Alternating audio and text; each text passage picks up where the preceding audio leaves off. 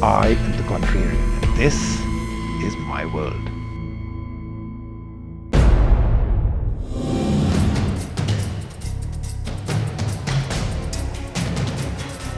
Hi, I'm Arvind Vora, and I'm the joint venture partner to Gionee in India. I guess we're in this market at a time the world order on mobile phones is shifting, and we couldn't have had a situation as good as today.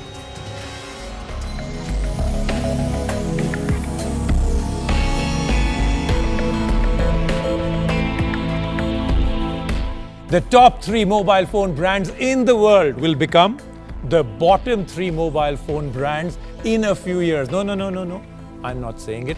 The guest with me made this claim to me in a quick meeting we had a few days back, and that's why he's on the show today. Arvind, I'm going to give the floor to you totally because it's such a huge statement that you made that day. And for the audience, can you just say, yes, you made that statement? Yeah, I made that He made that statement. Now we will move on. Lots of huge changes in the mobile phone. The business model is changing. So the 3 areas that we thought were the pillars of how people bought and sold mobile phones is changing. 1, the business model of retail and distribution suddenly goes online. I know you have strong thoughts about it. We'll find out about that. The second, the brand may not be very important anymore. There was a time when people would swear by a Nokia or a Samsung or an Apple. That is breaking away. And the third one, of course, is this Chinese invasion that is coming in out here is changing the equation for most people. Now, I'm going to leave the floor to you and find out from you what happens next. See, Rajiv, what's happened is it's happened gradually. It's not sudden. Really? We see it as something that came out of the blue. Yeah, I mean, that's because you saw it late. Right, okay. That's our fault. We're always late on these things. So if you see about a large percentage, almost about 65 to 70% of manufacturing happens in China. Right? So I think the Chinese guys have got the technology correct. They've got the manufacturing correct. And today, if you look at it, the way Chinese companies have come in India, cumulatively the amount of money that has been actually spent to build credibility has actually reached a situation wherein you're ready to accept a phone coming in from China. I think that's what's drastically changed in the last 18 months. That's the brand part of it. That's the capability part of it. Or acceptability part. I would you say might accept a Chinese phone and not dismiss it as complete crap. Well, let's not forget everybody, those are homegrown brands are actually made out of China. So if today an Indian brand can challenge the leader, it's actually because of China. But isn't that the bigger problem now? Big brands like the one that is challenging Samsung, like Micromax and others, they were also buying from Chinese manufacturers who now want to become a brand of their own. So do you believe that Indian brand quality will now suffer? Till the time you don't have control on your supply chain, you can't make a brand. So anybody who's just trading and believes that trading will get him that far, I would say is mistaken. Brand acceptability is becoming better from even companies that are coming from China, and people that have been buying very premium phones today are now hankering after a Chinese brand and not thinking twice about it. That's a huge quantum tectonic shift, according to me. Yeah, while you would call it a tectonic shift as far as your concern is, but I can tell you it's not been easy. I mean, I've been on the other side. You've seen it happen. We're the guys who actually delivered it. Okay. So it's not that the mindset changed all of a sudden. It's a lot of effort that has gone into it, and I would give it major part of it to the product. With companies like Xiaomi and OnePlus and others that are coming into the new business model, you came into India with a different business model for retail and distribution, but they've completely and totally flipped it 180 degrees. They don't believe in the retail and distribution model at all. They just go online and they come in very, very quick. They move much faster. Doesn't this destroy almost every other brand that has set so much of time, effort and money into retail and distribution? See, I think if you look at the online business model, what you're talking about, and even if you look at it in China, I mean, that's the country which I would like to look at, is just about 20%. In India, we're at about 6-7%. So I'm looking at the 94, right? Now, how fast it changes needs to be seen. You come from a country, I mean, your brand comes from a country, China, where this business model has already been very successful for about 3.5 to 4 years. Why did you not bring it into India first with a sub-brand? Why are you now playing reactionary games to other brands? You could have done this first. See, as far as China is also concerned, we've really not felt the need to do something immediately. So we waited cool, so you're let the market develop. Let 20-25% of the market go away to online? Not an issue. Not an issue. Not an issue. So isn't that usually supposed to be a hands-up kind of a thing for a businessman to say, at the moment it's not an issue because you don't really have anything in your arsenal to take them on? No, I think that's where the mistake is. The question is, at times you can be more well prepared and then you go and fish at the pie when it's of a reasonable size. See, we are very clear. When the market actually becomes reasonable, that's the time you go in, and then you should have the wherewithal to take the market at that point of time. If you go online versus you go retail and distribution, the difference can be up to 37 to 40% in terms of the actual cost that is added onto the phone. Now, if I start feeling, and a million other people watching this show now start feeling, that I can get a phone for 11,000 rupees that is almost better than the 20-25,000 rupee phones that all other brands are selling, the psychology of the buyer will now expect you to erode your prices. He doesn't care if your retail, your distribution is online or offline. Doesn't this suddenly start looking a little dodgy? No, I think as far as we are concerned, we are very, very clear there is an online space and there is an offline space. But does the customer care? I mean, you may do this as a businessman, but if I know the ecosystem of the buyer a lot more in terms of the kind of things that we do. There's already a huge amount of need, ask and want for a brand that has come 17 months after you, and people are hankering after, they're willing to pay 2,000-3,000 rupee premiums. Now, that obviously at some level has pressure on your bottom line. See, the point is, if you get 10,000 phones, you'll have 40,000 people asking for it.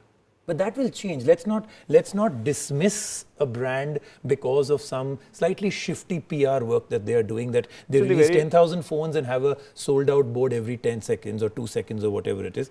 Eventually, when they'll come in with their million phones, will you feel the heat?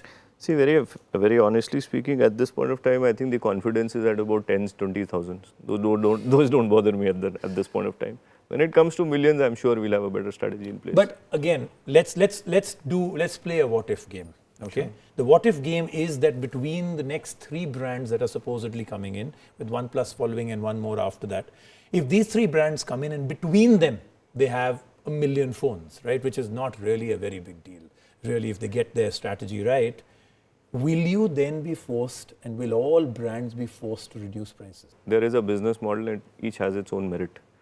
When you're going online, you're surpassing the total value chain in between, if you believe it adds value. Mm-hmm. Today, if you're saying the whole distribution market of India and the 150,000 retailers who sell mobile phones and the guys of TMS and Spice, they don't add value, you're absolutely right. But if you say they add value, then the customer is ready to pay for it.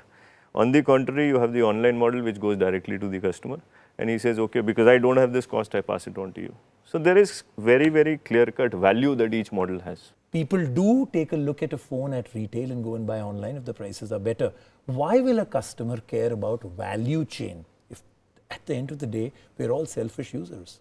See, I'll tell you something, and this is something which I've been using from day one, which is the ROPO strategy. Mm-hmm. People actually research online and come and buy offline. The reverse doesn't happen. Okay, so I totally disagree with you on that one, that now people research online and come and buy offline. They come and touch offline and then they go and order again online.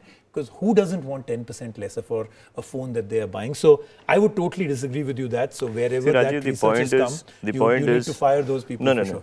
I don't need to fire those people for sure. You need to take a deeper look at what's happening in the marketplace. Okay. Tell me how many guys did you meet in the last few days?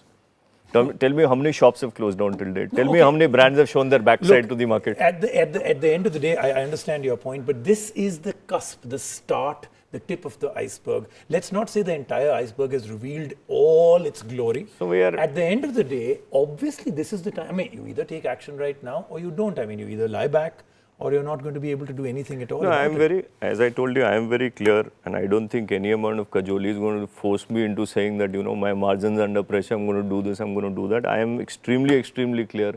The offline business model has huge amount of merit, and the online business has its own amount of merit. Today, if you look at after-sale service, today with all the guys that you've been all ranting about, 2.4 seconds and stuff, how many service centers? What happens to the customer if there's a service problem? Where does he go? How difficult is it for them to be able to surmount that problem? It take them a couple of years. Couple of years? Yeah. Okay. History has shown us that any brand that becomes very big usually will lose out not for any other reason. It's not because they're not innovative. It's not because their products completely suck. It's not because they suddenly aren't any more favorites in the market. It's because they're not nimble enough to move with the market. No, I think, Rajiv, look at the number of skeletons along the way, even in the mobile business. The biggest brands today have all gone down. No, I think if you look at the mobile phone industry, it's extremely simple. This industry is a one product industry. If you have a great product, you succeed. You have a series of flops, you'll go out of the market. The hardware and spec war is more or less over. Screens can't become any more clearer. Resolution cannot be any better. The human eye can't really see 4K or 2K के बीच में क्या फर्क है? You can't see it. Processors, after you've gone 8 core, who wants a 16 core? Who wants a 8 core also? Exactly. Who wants a 42 megapixel plus camera, right? So the three biggest pillars of selling have collapsed. The fourth one still remains, design and looks. That fourth pillar stands. What will replace these three pillars? How will you sell your phone now that it can't be on specs? See, I think, the spec war was overhyped. Okay. So, people had nothing to talk about, so you had specs to talk about. The way I look at it is, up to a particular price point or up to a particular requirement, all phones need to have a decent camera, decent music player, reasonable screen, good battery life. So there you'll have a baseline. You have a baseline. Okay. Beyond that baseline, I think it'll move into two areas. One is style and second is file share. Yes? File share. Basically, you have the guys who just want to go clickety-click, and then you have the guys who want to put their phone on the table and say, this is the slimmest phone in the world. But you do believe that that's also a future strategy that will work 6 months, 8 months, 1 year It's already from now? worked for us. So I'm saying it's working now. In fact, those are your two reasons why. We are nimble and we'll change if required. And on that note, thank you very much. I mean, I should have done this. I've done it once before for one show where I predicted a guest's answers. I should have predicted this one because I knew what you were going to say. Darwin, as always, a pleasure. Thank you so much. Point is, Rajiv, if you don't love what you're doing, then you can't make the others love it. Okay, yeah, and that's true, absolutely. You've got to love everything that you do, and which is exactly what I do out here also. I love the job I'm doing, and the reason is that I have guests like this on my show that can have a very clear tunnel vision, very focused on exactly what the next path is. Today we spoke about exactly how the mobile phone industry, the selling, as well as the way you will buy, will dramatically change. Will it really? Can the top 3 brands get eroded? Will they become the bottom 3? Well, only one thing can tell us the answer, and that is time. And that's what I've run out of. We'll see you next week right here on the show. Thank you. Thank you.